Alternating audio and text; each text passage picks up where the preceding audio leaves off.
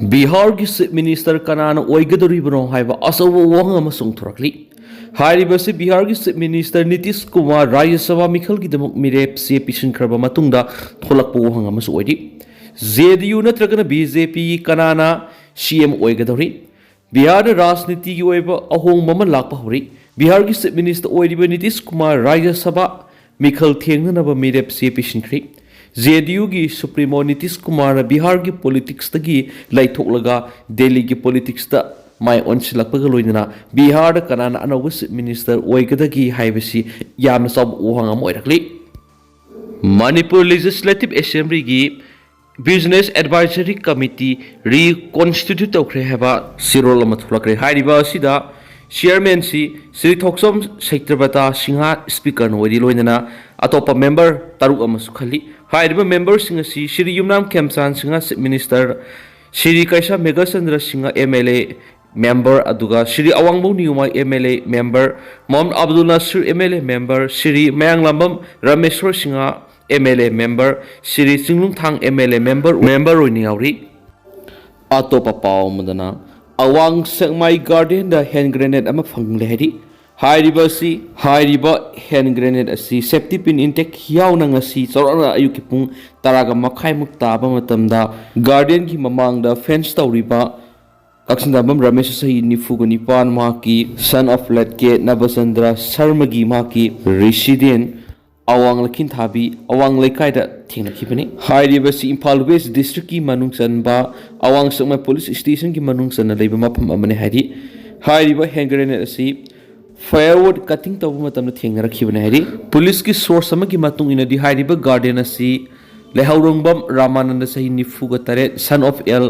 अमुयामा अवांग लखिन थाबी अवांग लेकाइ महाकिने हाइरि source की मतुंग इनदी हाइरिबा bomb असी मतम कुइना ममांगाइदगी लेरकलाबा माली हने सुफोंगतुरखली संगाई पुलिस स्टेशन की पर्सनल टीम अमा मफम मदुर लाकपुगा लोइना लखतफम तोंबा थबकसिंग लखतपा होख्रे हाइनसु सोर्स अमना मखातारी पाउजल पाउसी की एडिटोरियल म्यामना थमजरी खुनाय सिगी पलनम खाइदुना इनिंग इखा तंबदी अफबनी हाइनिंगदी ngasi मेकै क्यारी की हमजलकलिबा कल्चर की लम यौना साथीरबा साहुम सिंगी मरकता मणिपुरी नुपिसिंगना लौगदबा फिरेपता पुनिंग सिंगसिनबा दरकार लैरि नोमनोमगी इसिंग इसागु हेंगलकलिबा सैटेलाइट चैनल सिंग असिना वखल ताजद्रिबा हगलकलिबा नहारोल सिंगी वखलदा पीरिबा सैथेंग सिंग असि माखोइबु लमजिंग लमताक पीरिबा अहलसिंगना मुन्ना नैना फमथुइ सैटेलाइट चैनल असिना हौजिकी साइंस ना सखोलकपगी मतुंगिना मिकुप खुदिंगी अहोंगबु लाकलिबा मालेमगी फिबमबु खुदक की ओइना पाउ संदोक्तुन मियामबु मिकुपना हमसिंगना लेहली मासिना खुनाई पॉलिटिकल अमरि सखुत खोंथांगदा ओइरबसु हिराम पुनमक्ता मियोइ कांगलुक खुदिंगदा कानाबा किया मरुम पिरि मासिगी कानाबसिबु माफम मतम चाना सिजिनदुना कानाबसिंग असुबु कैदोंगैदसु लाना सिजिनफम तोक्थि नकल अमरमदा कानाबा किया सिगी मरक्ता इसिंग मसिंग लांगमद्रबा इंटरनेट की चैनल सिंग असि येंगलुरगदी पुंगनिंग असि असुकी मतिक नुंगसिनिंगागी मसा ओइरि ngasi Manipur amadi masiga naknaba mafam singda phangliba entertainment channel singsi Indian ayamba domine tawri masigi matakta India sisu amuk western culture na lakhat hiduna matau tamba khara henjili haibagum asuki mati laibak masa ta daba phibam da rai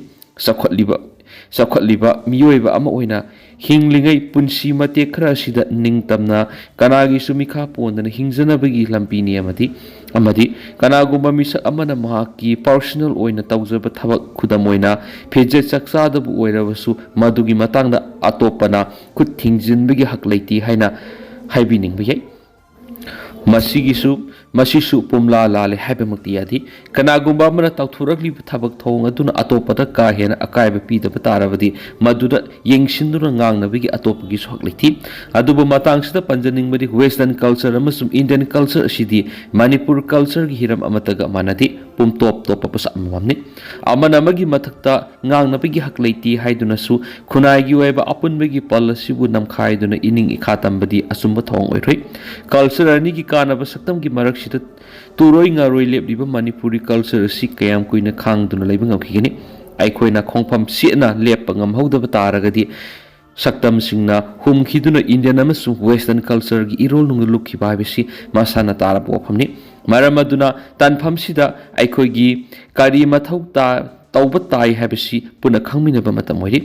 Malem amadi India gi tuan state singi fizet leiting saksa yuthak amadi culture ngauduna aikhoi isagi leijari bu khudimak tungoinana thamlaga mitau tambagi satnabi ama leiri bis punamangna wakal khantamina ba matamoi natrabadi western amadi Indian culture na saphu kan humjilakli basina aikhoi gi satnabi irolunga lukhi ba haibasi khutna lambada phangbaga samanarabani ngasi chathakhiba matam amuk hana halakna roi aikhoi gi mangkhiba culture amuk hana sengbat pa haibasi matam sangmadana madugi thawdang kanana lobigani